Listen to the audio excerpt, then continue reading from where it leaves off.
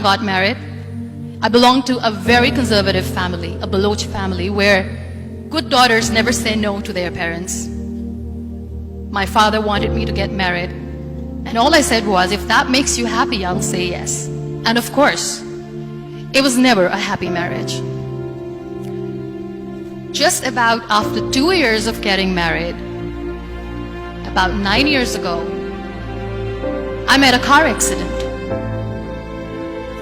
Somehow my husband fell asleep and the car fell in the ditch.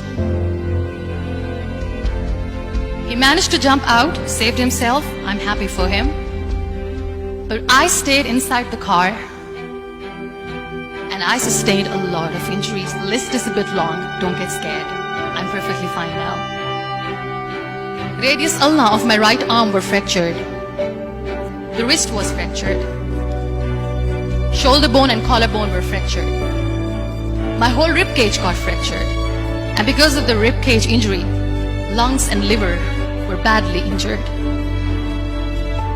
I couldn't breathe. I lost urinary bowel control. That's why I have to wear the bag wherever I go. But that injury that changed me and my life completely as a person and my perception towards living my life was the spine injury.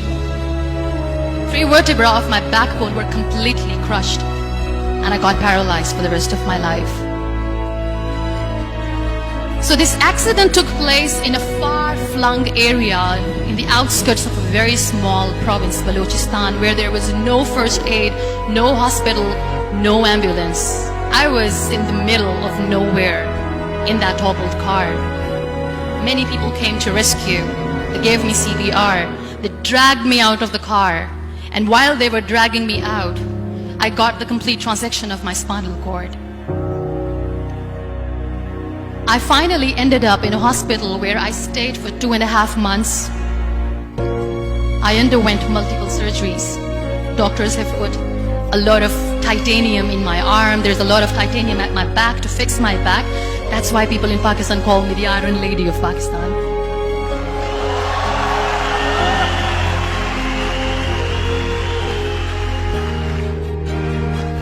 Those 2.5 months in the hospital were dreadful. I will not make up stories just to inspire you. I was at the verge of despair.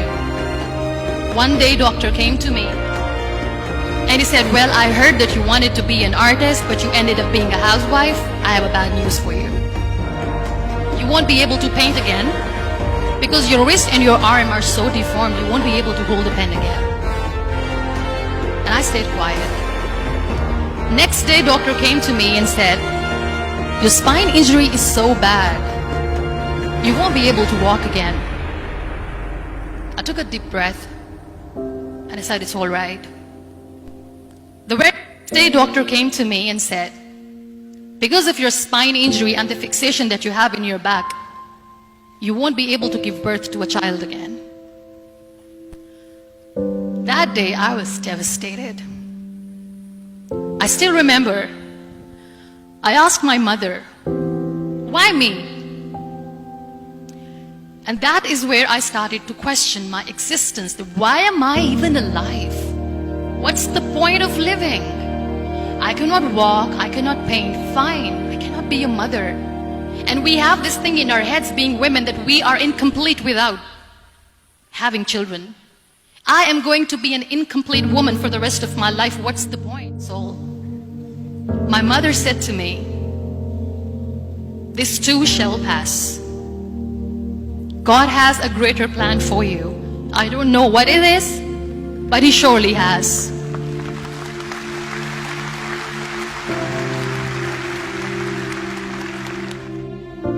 So what kept me going was, one day I asked my brothers, I know I have a deformed hand, but I'm tired of looking at these white walls in the hospital and wearing these white scrubs.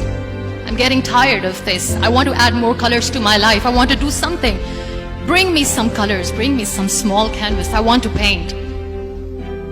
So the very first painting I made was on my deathbed, where I painted for the very first time.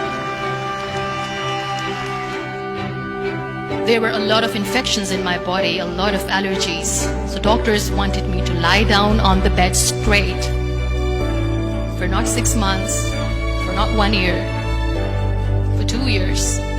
I was bedridden, confined in that one room, looking outside the window, listening to the birds chirping, and thinking maybe there will be a time when we'll be going out with the family and enjoying the nature. That was the time where I realized how lucky people are, but they don't realize. And you know how it all began? That day I decided that I'm going to fight my fears. We all have fears. Fear of unknown, fear of known, fear of losing people, fear of losing health, money. We want to excel in career, we want to become famous, we want to get money. We are scared all the time. So I wrote down one by one all those fears. And I decided that I'm going to overcome these fears one at a time. You know what was my biggest fear? Divorce. Work.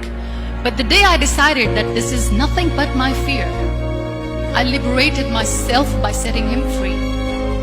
And I made myself emotionally so strong that the day I got the news that he's getting married, I sent him a text that I'm so happy for you and I wish you all the best. And he knows that I pray for him today.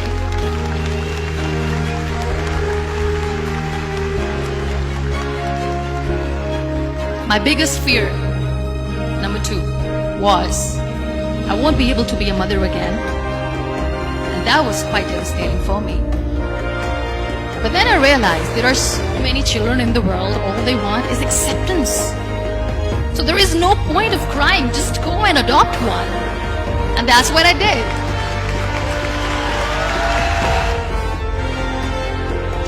So when you accept yourself the way you are, the world recognizes you. It all starts from